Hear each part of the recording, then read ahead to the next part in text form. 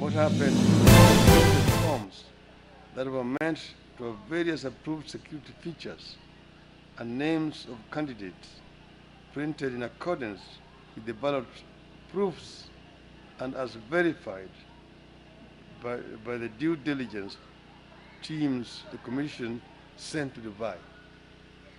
We say that the forms that were used, that were available at Bomas of Kenya, were not the original forms which had come from Dubai.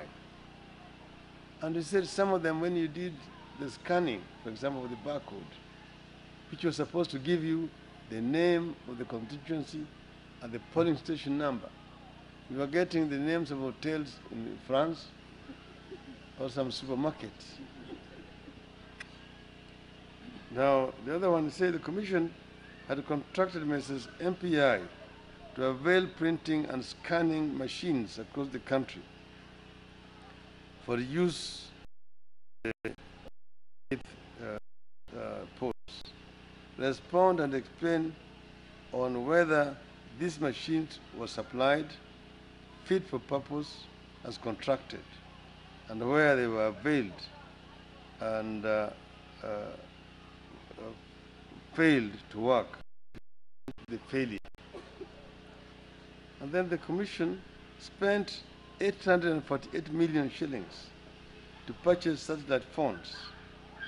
The phones were to be distributed to each constituency and county tallying center. Additionally, areas with no network were specifically supplied with these devices. However, none of these ever worked. Respond and explain what occasioned the massive failure in the devices that would have been used in transmitting the results. And so on, and it goes on and on. These are some of the issues. The sixth one says, respond and explain what went wrong with Kim's result transmission, where over 10,366 out of 40,883 polling stations sent text results without accompanying forms 34As, noting that these polling stations had 4,636,556 voters registered therein. You now will understand where Mr. Rengo got the 5 million votes from. Okay? They were talking about numbers. Why were they not able to discount the numbers? That there was 1.5 million vote difference. There were no 1.5 million vote difference. Respond and avail an explanation as to why 595 polling stations failed and otherwise refused to send any results for the presidential elections. 595 polling stations did not send results for presidential elections. Respond and explain why the Commission adopted and used a porous file server, a server system to transmit Forms 34Bs, and instead of creating and using a secure IP address, which made it easier for individuals to manage accounts on each other's behalf, a clear security risk. Further, respond and explain why the Commission used the subject server for day-to-day operations prior to the elections, and also why the staff in the ICT Directorate used passwords different from their IBC passwords. Some of the KIMS kits were assigned Orange and Airtel as their service providers, where these two operators did not have coverage in those assigned areas. In other words, they're giving them areas where they don't have any network coverage so that they cannot actually transmit. Additionally, respond and explain why the Commission experienced non-validation of individual voters after the KIMS identification, essentially obfuscating the logs on voters cleared per polling station to vote. They respond on how many voters were subsequently allowed to vote by manual identification and why. It's very obvious. So many people were allowed to vote manually. Those are the ghost voters. Those are the dead who resurrected to go and vote to give them the numbers. Further respond and explain why 682 polling stations had an equal number of rejected votes, that vis-a-vis the number of registered voters in those polling stations. He also raises why his password was used. Last, before that, this. His name. His password. Yeah, so this is the most important. Yeah, number 5, he says, Mr. Paul Mugo and Mr. Boniface Wamai, under instruction from the director, ICT, Mr. James Mohati, availed a memo dated 31st August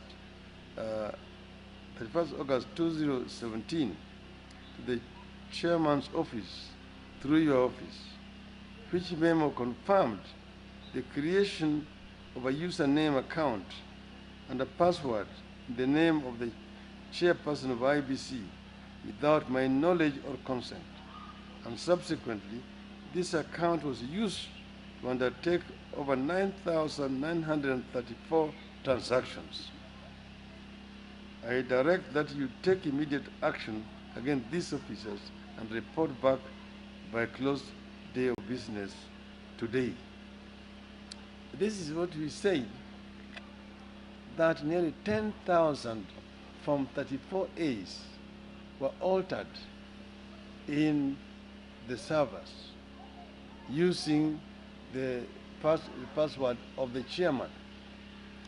This, our experts found from the logs which they were given by the IBC themselves when they refused to open the server.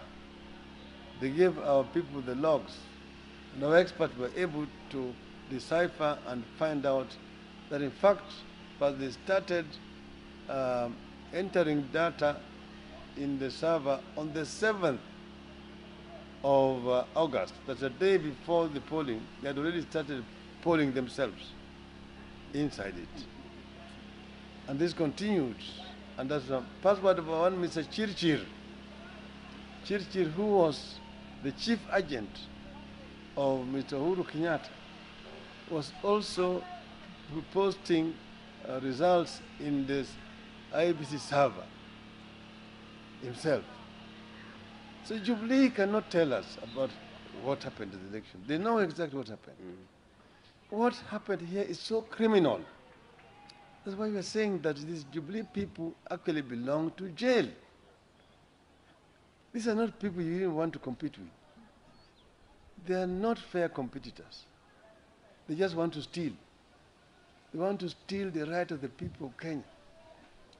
Kenyans endured the heavy sunshine, the heat of the sun, the rains, to vote. But having voted, that did not count. Ultimately, a few people sitting at Bomas of Kenya were manipulating and voting and electing leaders for Kenyans. These are computer chicks, that's how we call them. Vifaranga vya kompyuta. Imedhihirika wazi ya kwamba hawa watu ni vifaranga vya kompyuta.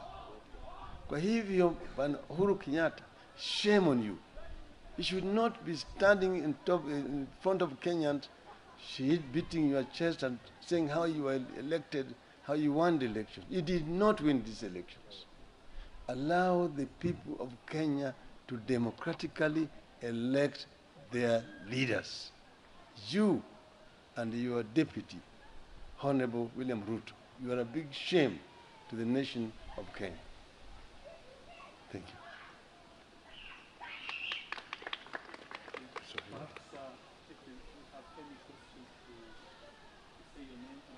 Yale ambaye yamedhihirika kwa hii barua ambaye imeandikwa na mwenyekiti wa tume ya uchaguzi Bwana Chebukati kwa mkurugenzi mkuu wa tume huo Bwana Chiloba, tayari imefichua kila kitu.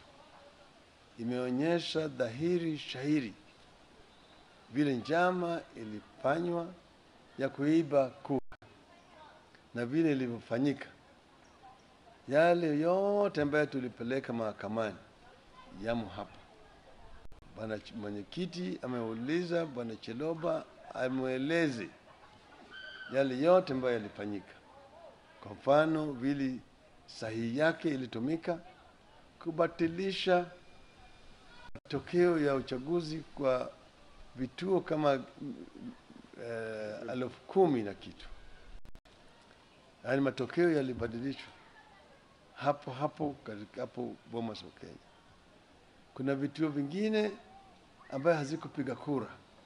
Yaani matokeo haikuletwa Bomas wa Kenya. Karibu vituo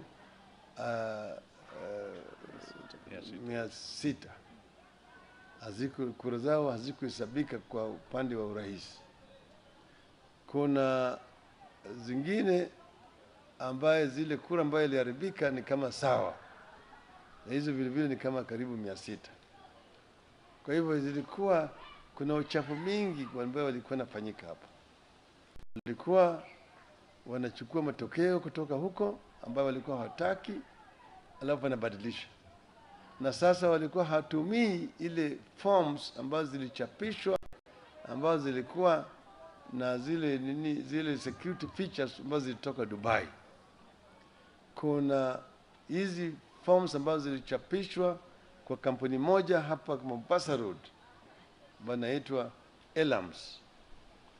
Hapo ndio hizi karatasi bandia zilichapishwa, na hizo ndio walikuwa wanatumia wakijaza. Manake walijua zile forms ambazo zilitoka huko mashinani zilikuwa iko na ukweli, walikuwa hawataki. Sasa forms hizi bandia zilitumika hapa. Zingine zilikuwa najazwa kule Bomas of Kenya, zingine kwa mahoteli hapa Nairobi ambazo zinajulikana, zingine kwa vituo vya polisi mahali ambazo zinajulikana. Kwa hivyo hii Wakenya hawakuwa na uchaguzi, na hii ilifanyika hata kwa uchaguzi wa magavana, kwa uchaguzi wa wabunge na kadhalika, hata madiwani.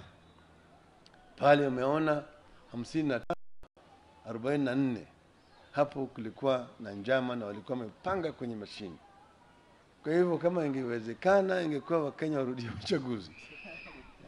Hiyo uchaguzi ilikuwa sisi na uchaguzi na Jubilee, sio Jubilee peke yao.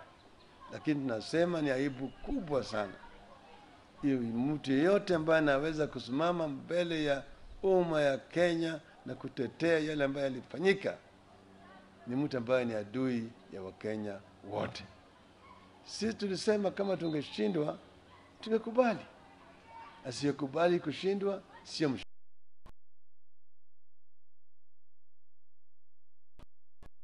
Jubilee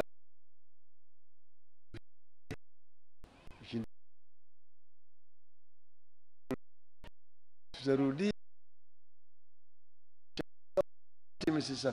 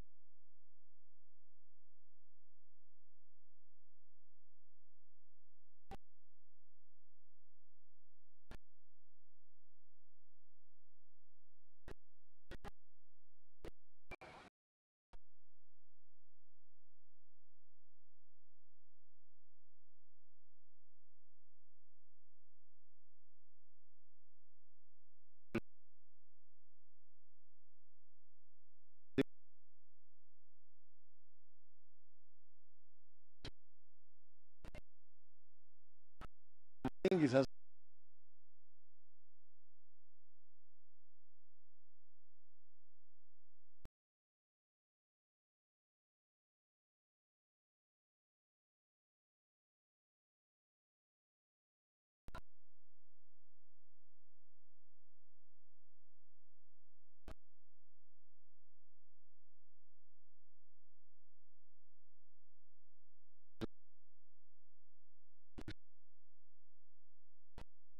anza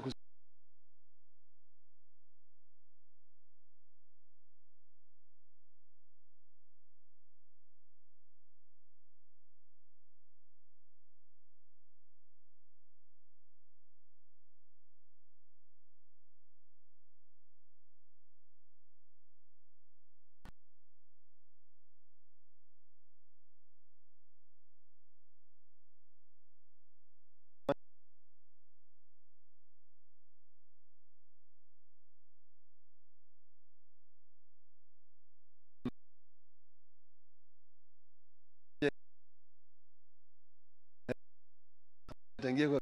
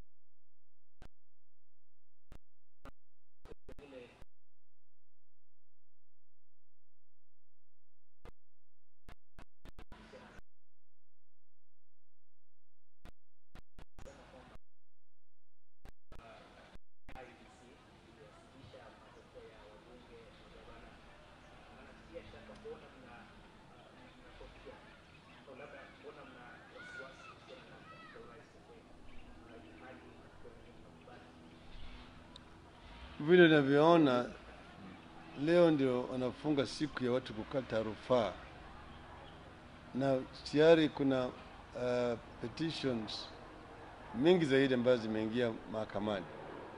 Hiyo tayari ni dhihirisho ya kwamba uchaguzi haikuwa tu mbaya kwa upande wa rais peke yake. Nafikiri petition ya magavana zaidi ya 10. Kuna magavana yetu zaidi ya karibu 10 ambaye walishinda, lakini wakafanyiwa tu vile ya rais ilifanyika. Umeona pale 54 pale umeona 55-44 mpaka juu ya kwamba hapo kuna mambo. Hata kwa upande ya ubunge, hata kwa upande wa MCS zote ziko namna hiyo. Na sisi tumeongea hata na wale ambao walifanya hiyo mpango, wale wataalamu wamekuja kwetu leo hii na kuonyesha sisi vile hiyo maneno ilipangwa, vile iliwaka, vile ilifanya kazi. Kwa hivyo Bwana Uhuru Kenyatta mwambie yeye labda hajui, yeye ni mgeni Jerusalem. Sisi tu wenyeji. Sasa